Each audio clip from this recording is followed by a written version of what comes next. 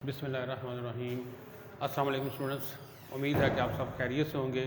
اللہ تعالیٰ آپ کو اپنی حفظ و امان میں رکھے۔ بیٹا آج ہمارا پہلا لیکچر ایجوکیشن کے حوالے سے ہمارا دوسرا چیپٹر چل رہا تھا۔ دوسرے چیپٹر پہ ہم کام کر رہے تھے جس میں نے پالیسیاں آپ کو لاسٹ ٹائم کروائی تھیں، 2-3 پالیسیاں کروا دی تھیں۔ اب اگلی جو موسٹ امپورٹنٹ پالیسی ہے وہ میں کرانے لگا ہوں آپ کو۔ اس وقت آپ دیکھ رہے ہوں گے ایک پالیسی ہے قومی تعلیمی پالیسی 1998 to 2010، بہت اہم پالیسی ہے۔ اس کے ساتھ ہم ایک اور پالیسی بھی کریں گے اگلے لیکچر میں، وہ 25 تک ہے۔ تو یہ پالیسی جو ہے قومی تعلیمی پالیسی، یہ دور ہے پرویز مشرف کا دور ہے، مسلم لیگ کاف کا دور ہے جس پہ یہ تعلیمی پالیسی بنائی گئی۔ اب یہ تعلیمی پالیسیاں ہیں کیا؟ بیسیکلی یہ بنایا جاتا ہے 5-10 سال کے لیے کہ ہم اپنے آنے والے وقت میں اپنے اسٹوڈنٹس کو، نئی پود کو، نئے نوجوانوں کو ہم کس طرف لے کے جانا چاہتے ہیں، کیا ان کے لیے کرنا چاہتے ہیں، یہ مقصد ہے۔ اس لیے یہ پالیسیاں جو ہیں وہ تیار کی جاتی ہیں۔ اب ہم دیکھتے ہیں اس کو، اگر آپ دیکھیں تو اس کا پیج نمبر ہے 26۔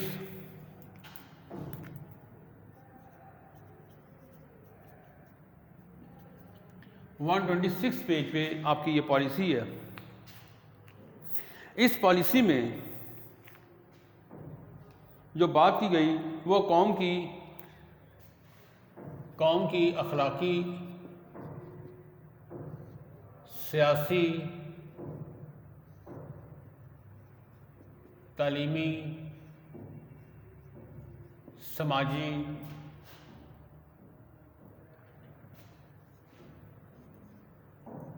معاشی اور ثقافتی لحاظ سے ضمانت دی گئی، اس کو بہتر کیا جائے گا۔ قوم جو ہے وہ ترقی کرے گی۔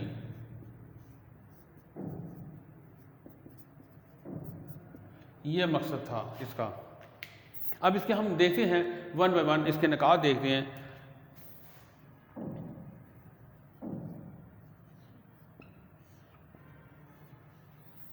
اہم نکات اس کے، نمبر 1 جو ہے ابتدائی تعلیم۔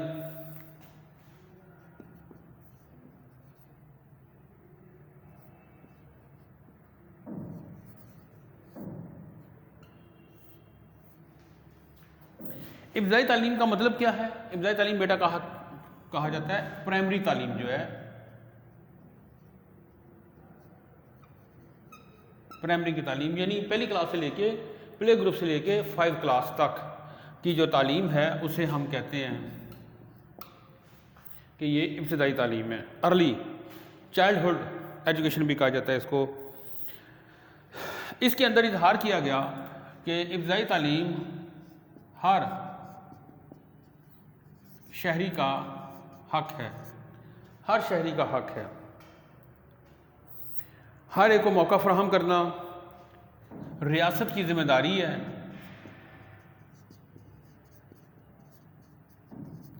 کہ وہ تعلیم دے لوگوں کو، اور اس کے ساتھ ساتھ جو مدارس ہیں، جو ہمارے مذہبی مدارس ہیں، ان کے اندر جو خامیاں ہیں، جو پائی جاتی ہیں خامیاں، ان کو دور کیا جائے گا۔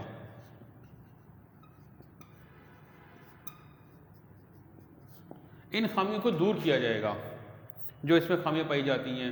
مثلا وہاں پہ کیا ہے، جدید تعلیم نہیں ہے ہمارے مدارس میں، وہاں میں قرآن و حدیث کی، تفسیر کی، تاریخ کی تعلیم تو ہے لیکن ماڈرن ایجوکیشن نہیں ہے۔ وہاں سے پڑھنے والا بچہ جو ہے وہ پیش نماز تو بن سکتا ہے، کل کو وہ ایک مسجد مدرسہ تو سنبھال سکتا ہے، وہ قرآن پاک تو حفظ کر سکتا ہے، لیکن پریکٹیکل لائف میں وہ کیا کرے گا؟ وہ ڈاکٹر، انجینئر، وکیل، جج، سائنسدان بن سکتا ہے؟ نہیں بن سکتا۔ لہٰذا اس لیے کوشش کی گئی کہ ان مدارس کی رجسٹریشن بھی کی جائے اور اس میں پائی جانے والی خامیاں جو ہیں وہ دور کی جائیں، ان کو بھی اس طرف لایا جائے کہ اگر قرآن پاک کو حفظ کرتا ہے تو اس کو کمپیوٹر کی بھی تعلیم آتی ہو، وہ ڈاکٹر بھی بن سکے، وہ انجینئر بھی بن سکے۔ یہ مقصد تھا اس کا۔ دوسرا اس کا جو نقطہ تھا اہم،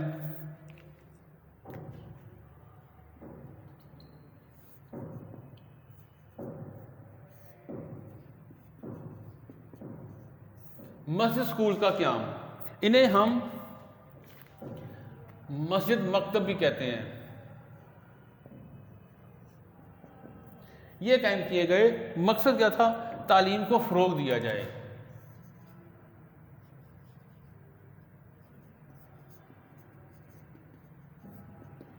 یہ مقصد تھا کہ تعلیم کو فروغ دیا جائے، تعلیم عام کی جائے تاکہ خواندگی میں اضافہ ہو۔ اس سے ایک اور فائدہ ہوگا کہ خواندگی میں اضافہ ہوگا،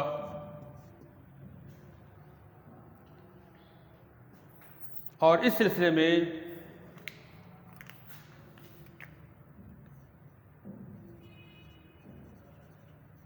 82,000 نئے مسجد مکتب کھولے گئے، مسجد اسکول کھولے گئے۔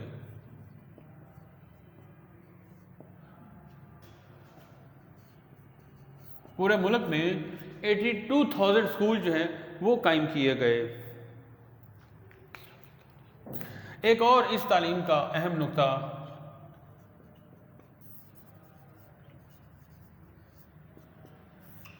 اسلامی تعلیم تھی کہ بچوں کو اسلامی تعلیم بھی ساتھ دی جائے، جس میں قرآن پاک کی تعلیم کو لازمی کیا گیا۔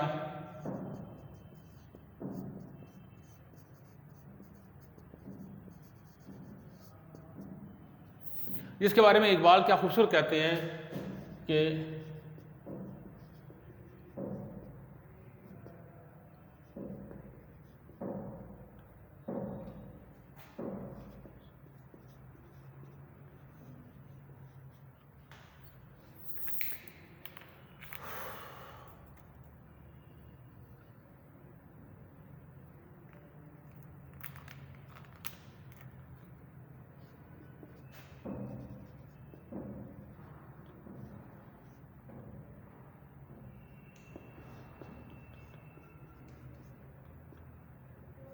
قرآن میں ہو غوطہ زن اے مرد مسلمان، قرآن میں ہو غوطہ زن اے مرد مسلمان، اللہ کرے تجھ کو عطا جدت کردار۔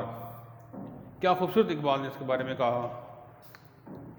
اور ساتھ یہ کہا گیا کہ قرآن پاک کی تعلیم نہیں صرف دی جانی بلکہ ترجمے کے ساتھ سکھایا جائے، بما ترجمہ، اردو ترجمہ، تاکہ اس کی سمجھ بھی آئے نا قرآن پاک کی۔ عربی تو ہماری زبان نہیں، ہمیں عربی کی سمجھ نہیں آنی، تو قرآن پاک کا پڑھنے کا فائدہ تب ہوگا جب اس کا ترجمہ بھی ساتھ پڑھا جائے، اس کی تفسیر پڑھی جائے، اس کی تشریح پڑھی جائے، اس کے سیاق و سباق کو سمجھا جائے، پھر قرآن پاک کی سمجھ آئے گی۔ اور قرآن پاک آیا ہی اس لیے ہے لوگوں کو سمجھانے کے لیے، جو کہ ہدایت کا سرچشمہ ہے۔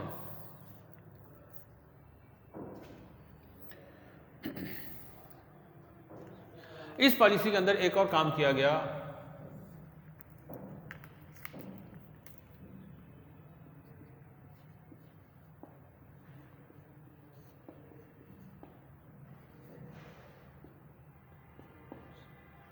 سر سید کو خراج تحسین پیش کیا گیا اس پالیسی کے اندر، یعنی انہیں سلوٹ کیا گیا، ان کی تعریف کی گئی، ان کو یاد کیا گیا اس پالیسی کے اندر۔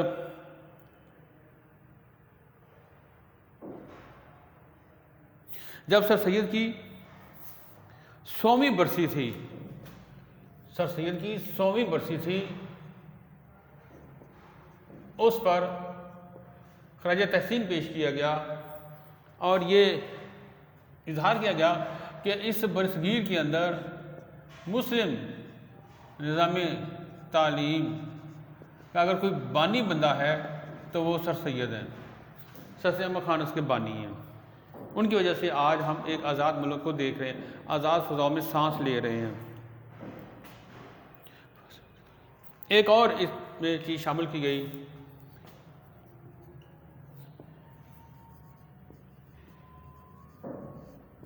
فاصلاتی تعلیم۔ فاصلاتی تعلیم یعنی ڈسٹینس ایجوکیشن، دور سے تعلیم، جیسا کہ علامہ اقبال یونیورسٹی ہے، جیسا کہ الخیر یونیورسٹی ہے، جیسا کہ ورچوئل یونیورسٹی ہے، اس کے تحت تعلیم، یا پی ٹی وی میں ایسے پروگرام آتے ہیں جو تعلیم دیتے ہیں، تو اس تعلیم کا اہتمام کیا جائے گا، فاصلاتی تعلیم کا اہتمام کیا جائے گا، اور اس کے لیے نئی یونیورسٹیز جو ہیں وہ قائم کی جائیں گی، نئی یونیورسٹیز کا قیام۔ نئی یونیورسٹیز جو ہیں وہ قائم کی جائیں گی۔ پھر ایک اور اس میں چیز شامل کی گئی،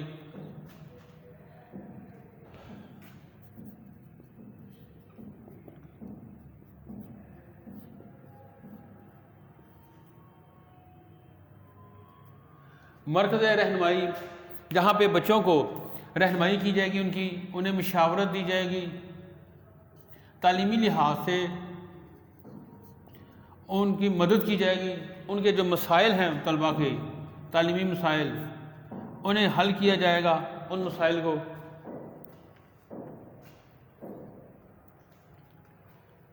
اس کے علاوہ ایک اور چیز تھی،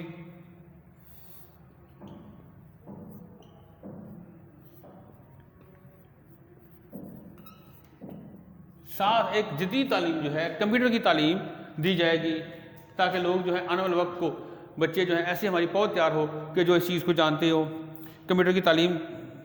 اور اس سلسلے میں اساتذہ کی بھی تربیت کی جائے گی، ایسے اساتذہ جو آئی ٹی کے اساتذہ ہوں گے انہیں مقرر کیا جائے گا اسکولوں میں، جو بچوں کو پڑھائے، ان کو کورسز کروائے جائیں گے، اساتذہ کو تربیت دی جائے گی تاکہ وہ بچوں کو بہتر طریقے سے گائیڈ کر سکیں۔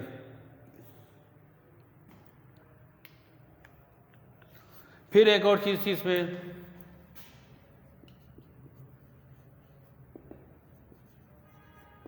طلباء کے اندر نظم و ضبط پیدا کیا جائے گا، اس کی سفارش کی گئی، اور اس کے ساتھ ساتھ جو سیاسی سرگرمیاں ہیں اس کے اوپر پابندی ہوگی، سیاسی سرگرمیوں پر پابندی، اسکول کالج میں اسلحہ لانے پر پابندی۔ طلباء کو مقصد تھا کہ تعلیم کی طرف لایا جائے، ان کی کردار سازی کی جائے۔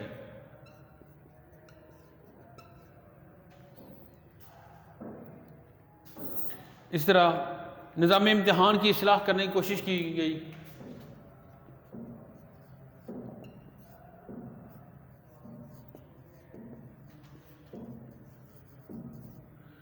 نظام امتحان کی اصلاح،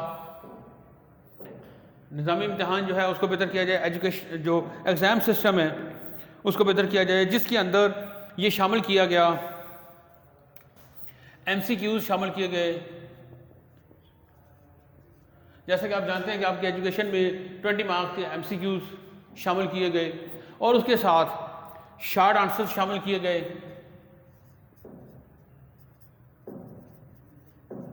جبکہ پہلے ایسا نہیں تھا، تو نظام امتحان کو بہتر کرنے کی کوشش کی گئی، اور ساتھ لانگ کوشچن بھی رکھے گئے،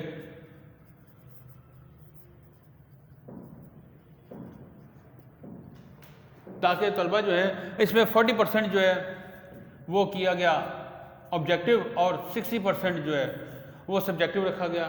ایجوکیشن کے سبجیکٹ میں دیکھا جائے بی اے لیول پہ تو اس کی اصلاح کی گئی۔ اسی طرح انٹر میں اصلاح کی گئی، میٹرک میں ایم سی کیو شارٹ آنسر شامل کیے گئے، تاکہ بچے جو ہیں وہ تھارلی اس سلیبس کو، اس نصاب کو پڑھ سکیں، انہیں ان کی باریکیوں کے بارے میں پتہ چل سکے۔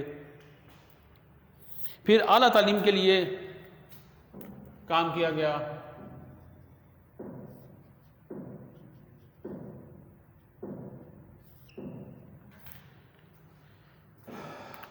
اعلیٰ تعلیم کے لیے نئی یونیورسٹیز جو ہے وہ قائم کی جائے گی، ان کے نئے کیمپسز قائم کیے جائیں گے، میرٹ پر داخلہ دیا جائے گا،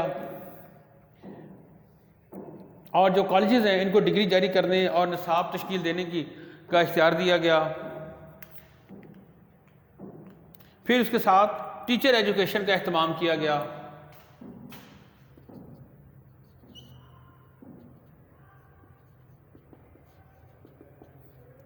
جو ٹیچرز ہیں ان کی تربیت کے لیے کورسز کروانے کی کوشش کی گئی، ان کی حاضری کو یقینی بنانے کی کوشش کی گئی کہ ان کی حاضری کو یقینی بنایا جائے، ٹیچرز کو ان کی تربیت کی جائے۔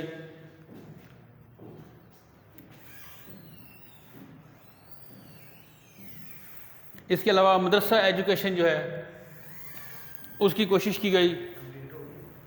تھوڑا سا رہ گیا، کتنا ٹائم ابھی؟ اچھا، مدرسہ ایجوکیشن کی بھی اصلاح کی گئی کہ جہاں پہ جدید تعلیم دی جائے، مدرسے میں جدید تعلیم کا اہتمام کیا جائے، جدید تعلیم دی جائے، ان کی بھی اصلاح کی جائے، ان کا نصاب جو ہے نیا تیار کیا جائے، اس کی کوشش کی گئی۔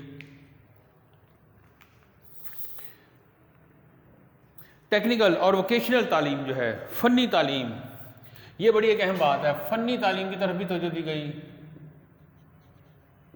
تاکہ ہمارے ہاں ہنرمند افراد جو ہیں وہ زیادہ سے زیادہ نکلیں،